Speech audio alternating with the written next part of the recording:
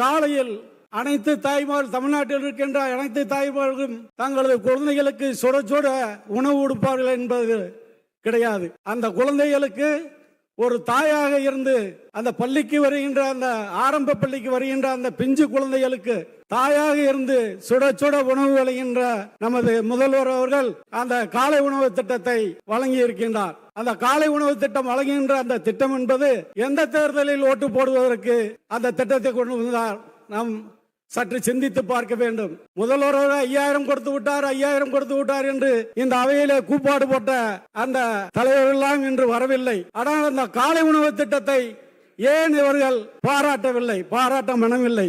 அப்படிப்பட்ட திட்டத்தை கொண்டு வந்த நமது முதல்வர் அவர்கள், புரட்சி தலைவர் எம்ஜிஆர் அவர்கள் எப்படி சத்துணவை பற்றி இன்றும் பேசுகிறோமோ நாளையும் பேசுவோமோ, அதுபோல இந்த காலை உணவு திட்டத்தை தமிழ் சமுதாயம் இருக்கும் வரை நமது மாண்புமிகு தமிழ்நாடு முதலமைச்சர் அவர்களை பாராட்டிக் கொண்டே இருக்கும் என்று இந்த நல்ல நேரத்தில் மாண்புமிகு முதல்வர்களை பாராட்டுவதோடு, மாண்புமிகு பேரவைத் தலைவர்களே, கடந்த டிசம்பர் மாதம் ஒரு அரசாணை வெளியிடப்பட்டது.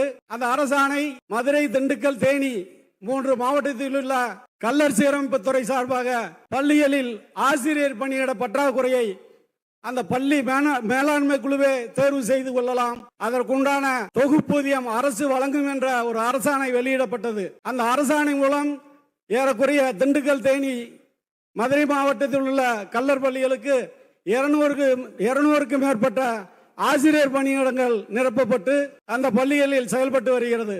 எனவே அந்த பள்ளி மாணவர்கள் சார்பாகவும் எனது தொகுதி மக்களின் சார்பாகவும் நான் மாண்புமிகு முதல்வர் அவர்களுக்கு நன்றியை தெரிவித்துக் கொண்டு, மாண்புமிகு பேரவைத் தலைவர்கள் நாங்கள் எப்பொழுது கைதூக்கினாலும் உடனே எங்களுக்கு அந்த பேசுகின்ற வாய்ப்பை வழங்கிய மாண்புமிகு பேரவைத் தலைவர்களுக்கு எனது தொகுதி மக்களின் சார்பாக நன்றி தெரிவித்துக் கொண்டு, வருகின்ற தேர்தலில் மீண்டும் வெற்றி பெற்று தமிழகத்தின் முதல்வராக நமது மாண்புமிகு தலைவர் மு.க. ஸ்டாலின் அவர்கள் வர வேண்டும் என்று புரட்சி தலைவர் எம்ஜிஆர் ஆசியோடும் புரட்சி தலைவி அம்மா ஆசியோடும் மீண்டும் மீண்டும் வர வேண்டும் என்று இந்த நேரத்தில் நான் அவர்களை வாழ்த்தி, எங்கள் அண்ணன் OPS அவர்களின் வாழ்த்துக்களோடு நான் நன்றி கூறி எனது தொகுதி மக்களுக்கு நன்றி கூறி விடைபெறுகிறேன். நன்றி, வணக்கம்.